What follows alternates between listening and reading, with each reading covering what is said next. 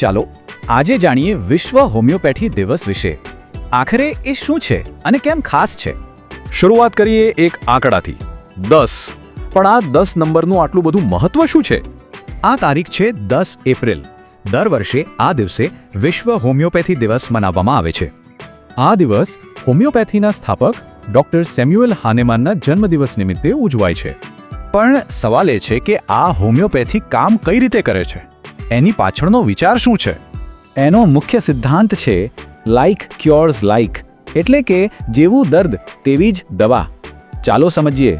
મતલબ કે જે પદાર્થ લક્ષણો પેદા કરે છે તેની ખૂબ ઓછી માત્રા જ એ લક્ષણોની સારવાર માટે અપાય છે.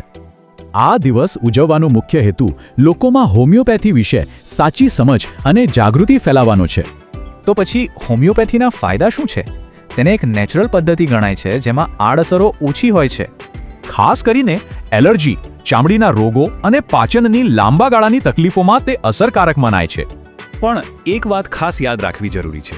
કોઈ પણ દવા હંમેશા નિષ્ણાતની સલાહથી જ લેવી જોઈએ. કારણ કે જાતે દવા લેવાથી સમસ્યા ઘટવાને બદલે વધી પણ શકે છે. એટલે પ્રોફેશનલ સલાહ જરૂરી છે. અને અંતે તો સાચું સ્વાસ્થ્ય એ જ છે જ્યાં શરીર સ્વસ્થ અને મન એકદમ શાંત હોય. આ બધી માહિતી પછી એક સવાલ મનમાં રહી જાય છે. પોતાના સ્વાસ્થ્ય માટે સૌથી યોગ્ય રસ્તો કયો છે?